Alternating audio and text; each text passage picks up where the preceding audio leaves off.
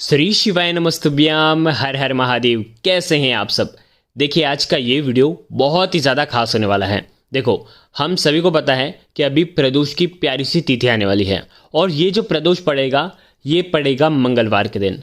और मंगलवार का जो प्रदोष होता है वो हमारे जीवन से सारे अमंगल को दूर कर देता है। मंगलवार का प्रदोष भौम प्रदोष कहलाता है और भौम प्रदोष बहुत ही सुखकारी होता है क्योंकि जीवन के सारे अमंगल को दूर कर देता है।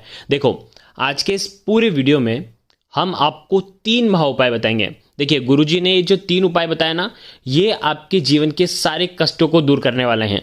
देखो, सबसे पहला जो उपाय होगा, अगर आपका सिर दुखता है या आपके घर में किसी का भी सिर बहुत ज़्यादा दुखता है या रीढ़ की हड्डी संबंधित कोई परेशानियां हैं, तो आपको पहला उपाय करना है।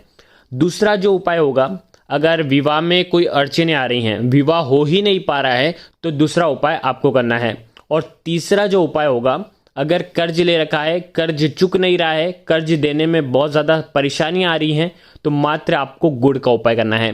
तो आज के इस पूरी वीडियो में 3 बहुत ही सुंदर से प्यारे से उपाय के बारे में हम बात करेंगे। ये तीनों उपाय पूज्य गुरुदेव की कथा सुन करके बहुत अच्छे तरीके से आपको समझाने का प्रयास करूंगा। लेकिन उससे पहले आप सभी से रिक्वेस्ट करता हूं, भगवान शिव के यदि आप सच्चे भक्त हैं तो चैनल को जरूर सब्सक्राइब करें और कमेंट में ओम नमः शिवाय जरूर लिखें।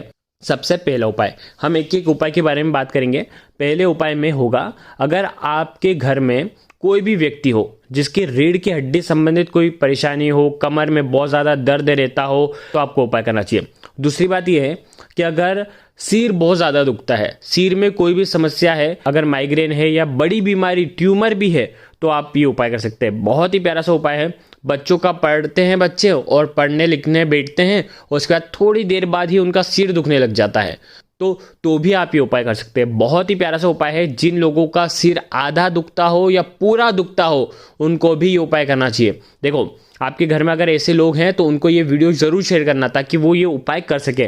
देखो, सबसे पहले जो उपाय है, इस उपाय को बहुत ध्यान से समझना है।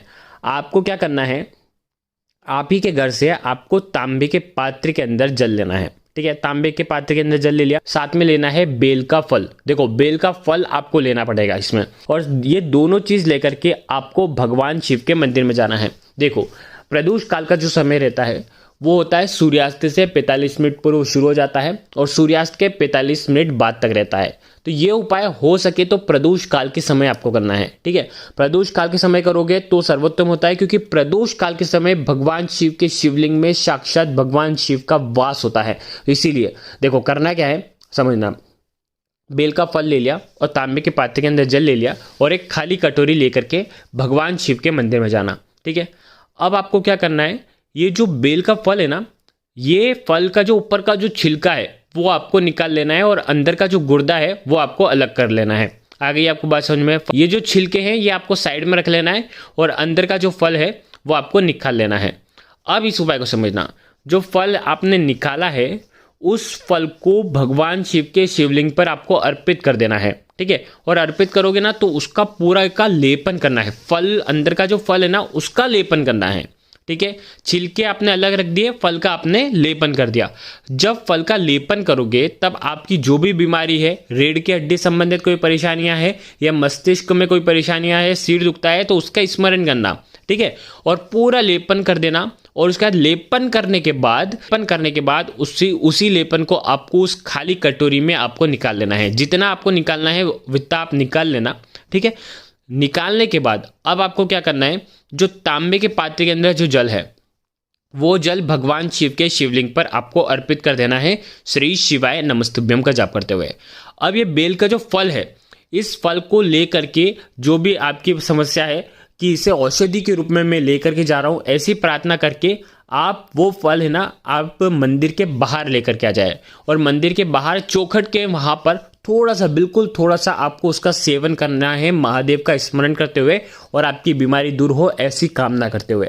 बस इतना सा उपाय करना है। बस थोड़ा सा आपको फल का सेवन करना है और बाकी का जो फल है वो आपको घर पर लेकर के आ जाना है और घर पर से आप लगातार 7 से 8 दिनों तक इसका सेवन करें, जब तक ये खत्म नहीं हो जाता, जब तक आपको महादेव के नाम से आपको इसका सेवन करना है। सुबह सेवन करना हो तो सुबह कर लीजिए, शाम को करना चाहो तो शाम को कर लीजिए।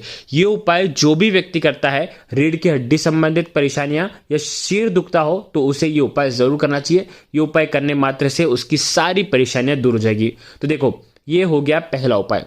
और जो छिलके है ना, वो छिलके भी आपको लेकर के आना है और अगले दिन किसी भी देव वृक्ष के नीचे वो छिलके रख करके आ जाना है। बस इतना सा उपाय करना है। अब देखिए दूसरा उपाय।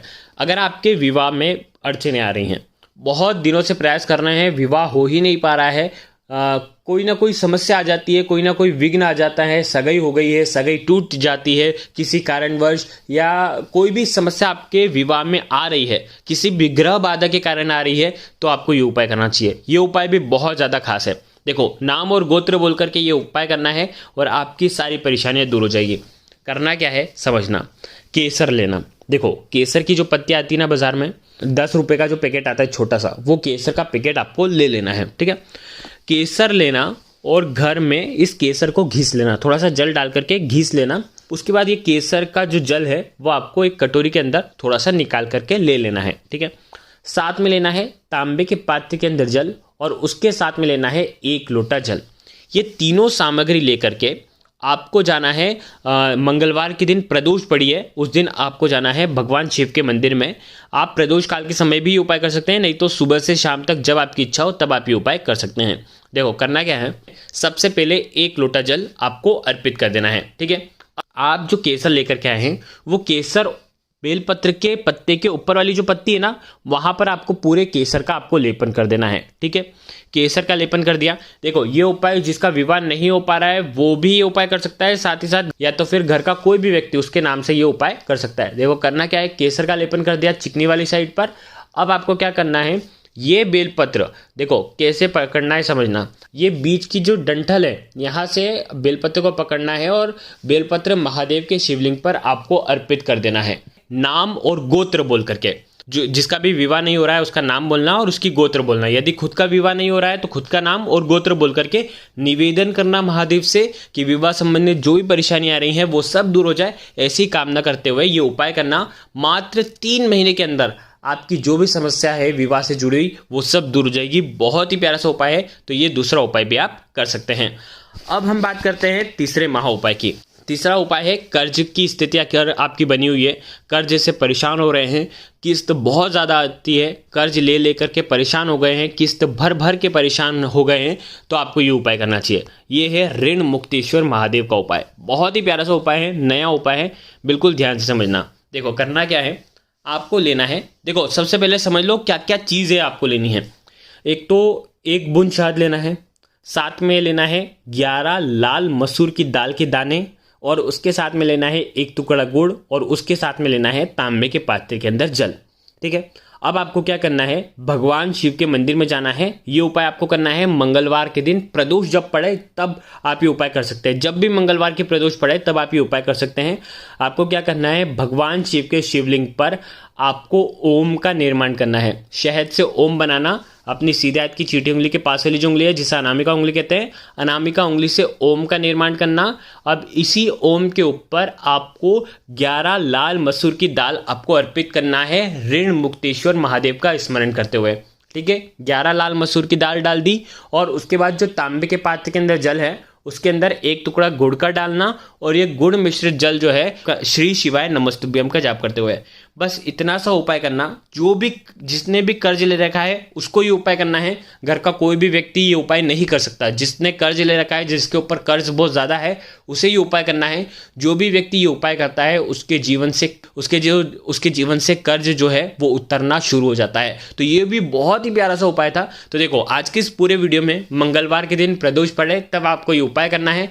अगर आपको कुछ भी चीज़ समझ में ना आए तो कमेंट में पूछ लेना, गलती नहीं करना है। श्री शिवाय नमस्तुभ्यम। हर हर महादेव।